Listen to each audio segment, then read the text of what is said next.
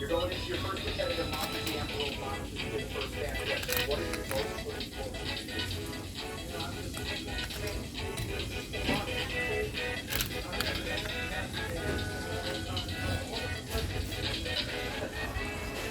It was what color are you tickled to be here? What are you most looking forward to?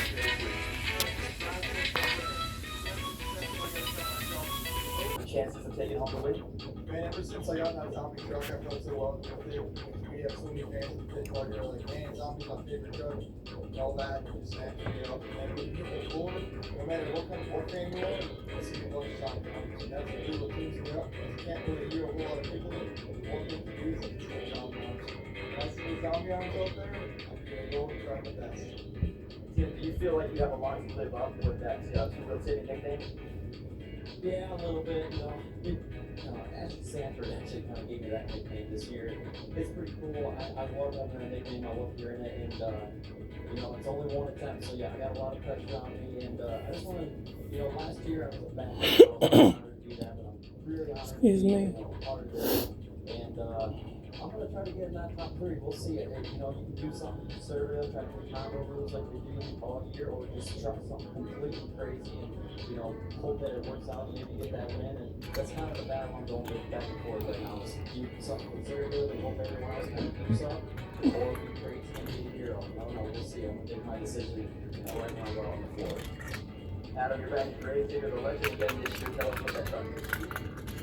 Honestly, it means so much to me. It's, I've got some championships behind the wheel, Randy the legend, and it's also, representing what my, team was, and I was competing against my father, Dennis Anderson, the creator of what this is. And kind of like Christian said, it kind of mentioned me a little bit. It's kind of old school, a little bit, kind of classic sometimes. And, I'm just honored to be a part of it, and also the fans that follow it, because now I'm on my second and third generation of fans, which is more, they're awesome. Thank you so much. And, for those families that come out, dad watched me, he's got his dad that raised him, it's pretty amazing. We also have a fan question for you. Second year in a row, someone has asked this one. Last year, Kristen submitted it, but is that same question? Who was your favorite sibling? None of them. I love them. I love my siblings, but why? It honestly depends on what we're doing and what time we have to be there, Kristen, and then what we're going to do. But right, Wes is doing my side. We don't think it's right now. It's actually kind of upsetting. It's fine. But I love them all, but I don't like them. Absolutely perfect. Well, thank you, everyone. Best of luck in this year's competition. And all around, pretty one of the competitions. I think all the guys have had a lot of time off. They have less than 2 weeks off the bike, so they're really work on their skills. And going into this, we're gonna have these 3 competitions. And personally, I think I've just been practicing and critiquing every little bit, trying to keep some secrets of some tricks. And see what the guys bring out. Depends on what order I'm in, and see where I can come out on top. Thank you, gentlemen. Best of luck. TJ Tiffany, Noah Lockman. Thank you.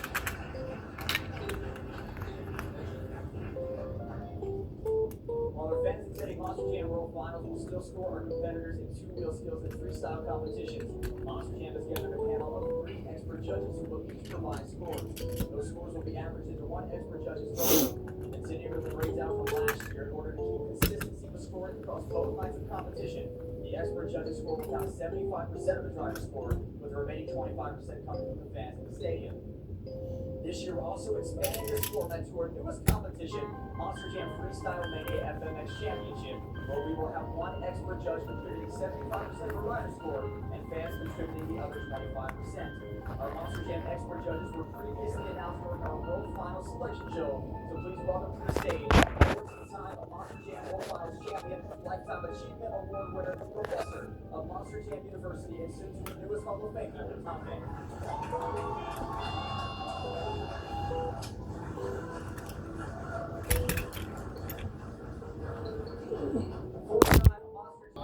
Style, skills, success to it. For each competition, it's like I'm looking for something different. I don't want to see just like a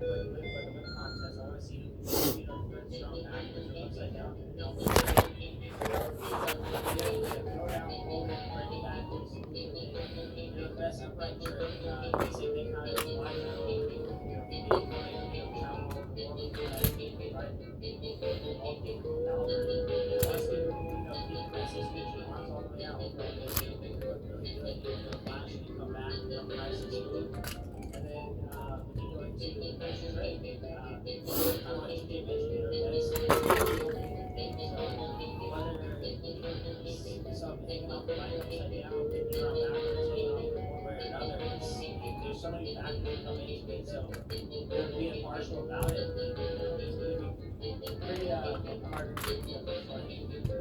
I don't know for it, kind of put it out there. As a driver, you were known for your extremely competitive nature.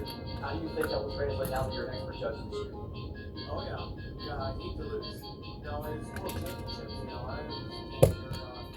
I win. And I want to see a wild moment.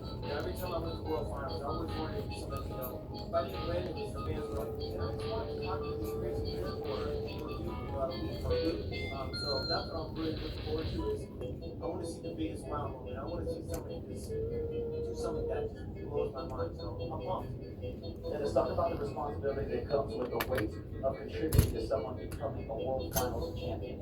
Well, once you come out to the world finals, you can be as right as you want all year long. Then year two, the world champion, so that's the cool part about it. And to see them when they graduate Monster Jam University, like, God, they're doing it, it's great. And get out here and it's the best. It's exciting for me, it's even more exciting when I won championships. You're a veteran Monster Jam FMX rider, so how are you going to stay impartial while judging your peers? You know what? It's pretty easy because it's like I said, just like the trucks, the way these guys drive the trucks and the way these guys drive the dirt bikes, everybody's got their own different style. So, no matter what, who I'm judging, I know what their capabilities are and what they can do. So it's like, me being impartial. If I know that they're it's very much here, but I see them going just a little bit more and a little bit better than what they can typically do, trying to come off the trophy. They want I want to see them get a step outside their comfort zone. So before I put everybody needs to go home, so they're it's even pretty easy. Just be safe about it, but at the same time,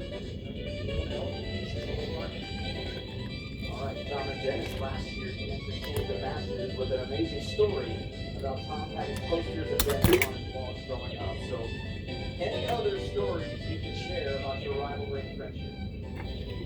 Yeah, I could definitely say that, being able to be a part of the Hall of Fame now. And, it's pretty cool for me because I actually looked up. Can you believe that? And I love to tell you, and now I'm going to be old like you. Yeah. Well, believe it or not, back in the day, I looked down. And as the years went on and the love grew stronger, now we have fun conversations like y'all would not believe. We know about the single market catalyst, what all the market is bringing out there. I'm a part-time jumper, he's almost a full-time jumper, so we have a lot in common. I'm gonna tell you, man, that day that I sat at his mother's house, and she's almost said a prayer for both of us when we sat down, and I just knew that we had more to know about each other than we did. This guy right here, he's kicking me off so bad. Drivers of the day are so amazing. And to see all the great things they can do, and most importantly, to see the way they treat fans. That's what really makes me know this is going to go on forever. Lupe, Scott Douglas had the honor of surprising you with the announcement of your induction. What emotions were you feeling in that moment? Oh, there was so many emotions going through me. Like Tom said,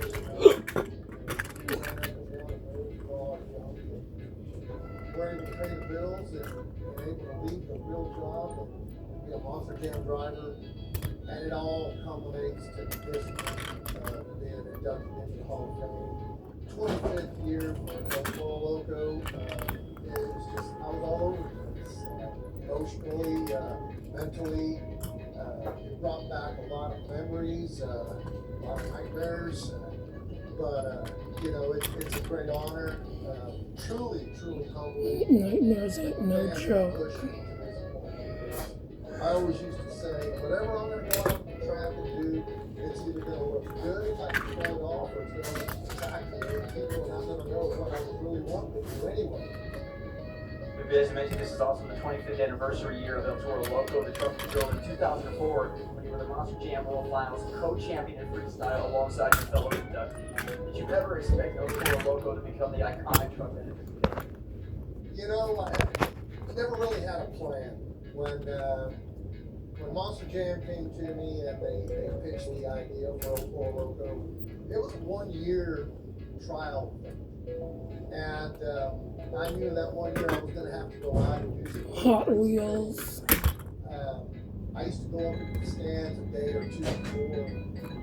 Arena, stadium was quiet. There was nobody there. Track crews were building the track. I used to go up and sit in the nosebleed section and think, what would look really cool up here? Because everything looked so small down the track. And I used to think, standing that truck up, going back, you know, no pressure, but all the El Toro Loco team, we got to win something here on the 25th anniversary of El Toro Loco. So I don't want to put bad juju on you guys or anything, but we got to do something here. No pressure at all. Tom, you're the most decorated Monster Jam World Finals athlete in the history of the sport, making your mark across the years. What's your favorite Monster Jam World Finals moment and why?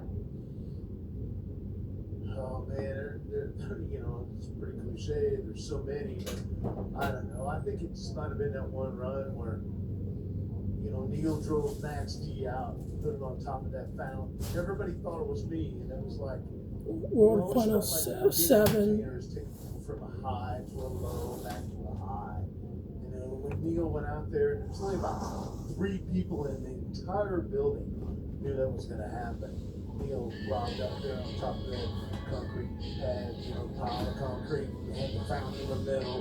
Jinko was still mad because the fountain water went away, but it was cool because there's the truck on top of that. That was a big jump. That was a big leap. You know, that was definitely announcing your presence, trying to do something that had been done before. Everybody was like, oh man, Tom already broke. Man, I fired up out of the truck. I came out. Neil climbed out. I went around the building, backed up, pushed up on that thing like this. Because Hot Wheels was broke. Man, I don't know if I can do this or not. And then when I took off, Never mind. water had spilled out on the other side, and the truck was just spinning. I'm like, I'm not gonna make it. But I made it. It was, you know, super fan, and I'm like, I can do it. So it got me all going on a good start.